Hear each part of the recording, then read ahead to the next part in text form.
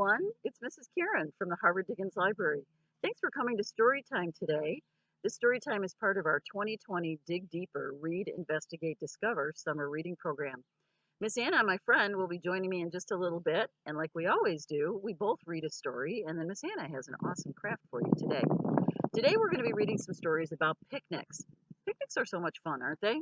As a matter of fact, right now it's a beautiful sunny day. I'm sitting outside in my front yard on my picnic blanket. I have my trusty picnic basket right here. And before I eat my picnic lunch, I'm going to read you a story that has picnics in it. This story is called Pie is for Sharing. And I think what you're going to find is these children are on a picnic and there's lots of things that they're going to share. But one of the things especially that they're going to share is pie. Now, the story is written by Stephanie Parsley Ledyard. The illustrations are by Jason Chin. And let's see how pie is for sharing, shall we? Pie is for sharing. It starts out whole and round. Look at that beautiful pie that the children have. Then you can slice it into as many pieces as you wish. Almost. There's the whole pie getting sliced up, smaller and smaller until the crumbs are left. Even the crumbs are pretty good. A book is for sharing. A ball is nice for sharing too. And a tree is always shared. Even when you think it is yours alone. There's a little boy sitting up in the tree reading his book, and he probably thinks he's all by himself. But there's Mama Robin hiding in the tree, watching him. I wonder if she wonders what the story is about. Other things for sharing: a jump rope, your place in the middle, a rhyme, and time. Look at all the fun those children are having just by spending time together. A boat, a stream, your towel warmed by the sun. Easy to share: cousins, sticks, stones from your pocket. Hard to share: your best friend. That little girl's best friend, her dog, is running to join some of the other children, and she's missing that dog, but she knows that dog will come back and still be her best friend. Hideouts and treasures, these are good to share. Words and music are made for sharing. So are berries and the last piece of homemade bread. Even the crumbs. Many can share one light. You see the children lighting sparklers, many sparklers from one light. And a blanket, a breeze, the sky, these are for sharing. Just like pie. And pie is yummy to share, isn't it? Now, let me share with you what I have in my picnic basket. I think I might have forgotten something. Let's see if you can figure out what it is. Let's see, for my picnic today, I have some paper plates. I have some napkins. I have a yummy peanut butter and jelly sandwich. Yum. I have a banana. That's also good too. Oh, look what else I brought. In case it gets buggy, I've got some bug spray. Oh, and one important thing, I have some wipes for my hands because I want to wash my hands before I start eating. But did I forget something? What did I forget? What is it? Oh, I think you're right. Now, one thing I didn't forget is that my friend Miss Anna is going to join me today. And so here she comes, and she's got a wonderful story about some special animals that have a picnic of their own. I'll see you next time. Hi everyone, welcome back to Summer Storytime. It's me, Miss Anna, and I have another great story for you today, and it's all about picnics and pigs. So let's dive right in to my story, which is called picnic. It's a bit of play on words. So let's get started.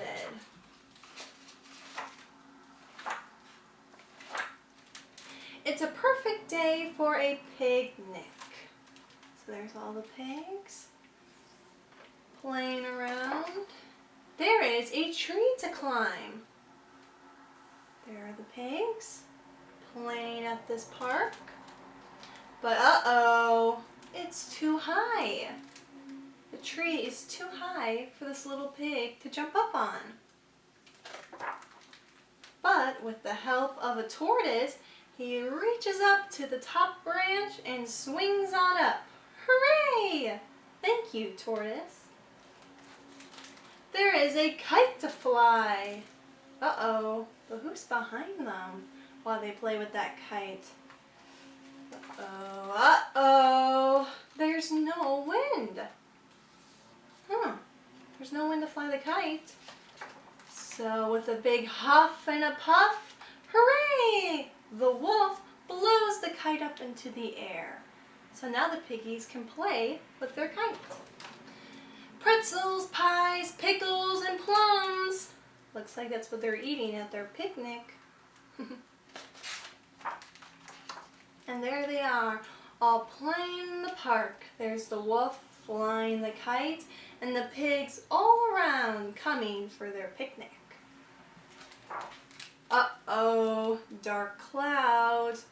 What do dark clouds mean? It means rain is coming.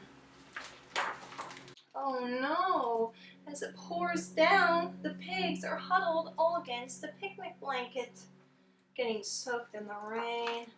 But mud? Mud! Oh, I think I know what these piggies are gonna do. Hooray, hooray, hooray! Because what do pigs like the most? To play in mud. And what a perfect day for a picnic.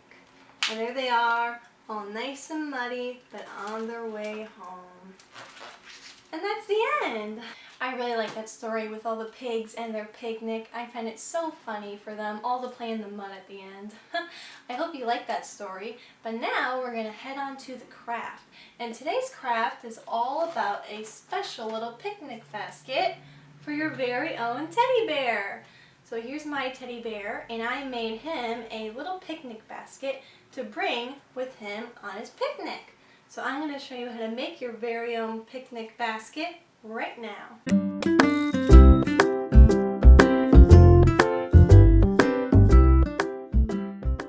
Welcome back, everyone. I hope you have all of the materials you need to make your teddy bear basket, and now I'm going to show you how to make it. So firstly, you're going to want to start with your square and your handle. So my square is 8 inches, and these lines here drawn to the center of the square are 4 inches long. These lines you are going to cut, but not as of right now. But you're going to want to draw them down onto your square, and your square can be whatever color you would like. Mine is just red construction paper. And then my handle is about also 8 inches, but 4 inches across. And my handle is green, and there's no lines needed because you're not going to cut it. So once you have that all settled, then you can get to the decorating. And so I'm going to use some markers, and I'm going to make my pattern on this side as well as the back side, because these lines are going to be the inside of your basket, so whatever pattern you want on the inside goes on this side, but then the side with no lines, this is going to be the outside of your basket. So let's get started on that. Okay, so I finished decorating both sides of my basket, and the first side with the lines are all flowers that I drew, and then the back side I drew a starry night sky, and I also decorated my handle with stars as well. So once you have that all complete, you're going to need your scissors, and you're going to want to start cutting on those lines now. So you're just going to want to follow those lines straight across and stop, because you don't want to go straight into the center. You just want to cut the lines toward the center of the basket.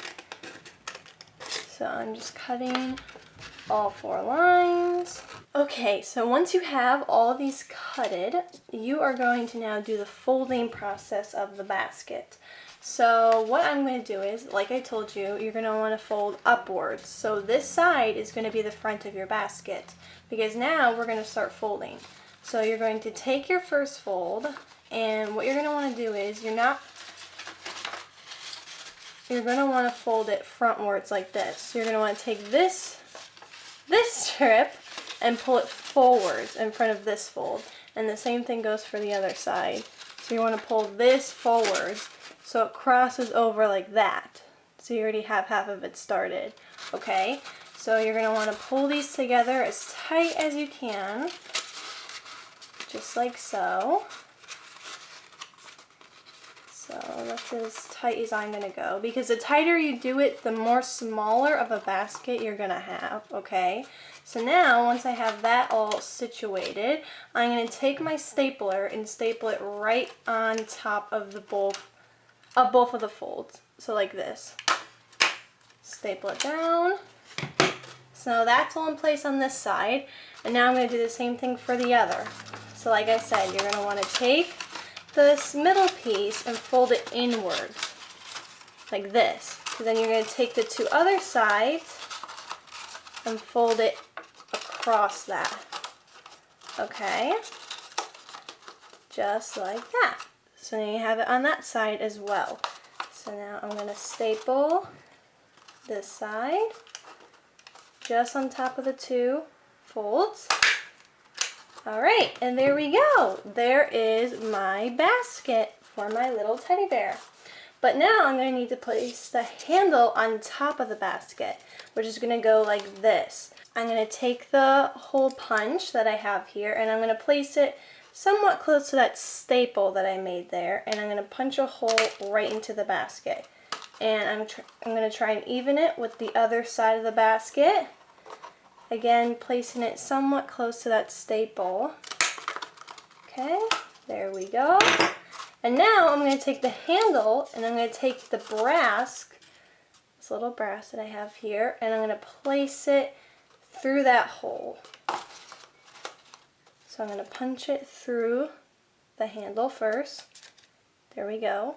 And then I'm going to place it into the hole that I made in the basket, and then folding the brass down. There we go, just like that. So I'm going to do the same thing for the other side. So first, I'm going to make a hole in the handle. There we go. And then I'm going to place it through the hole that I made in the basket. Alrighty, and there we go. There is my teddy bear basket. Alrighty, that's all we have for today. I hope you enjoyed my story and the craft, as well as Miss Karen's story. We hope to see you next time in our next video, where we read more stories and more facts and another great craft. We'll see you next time. Bye-bye.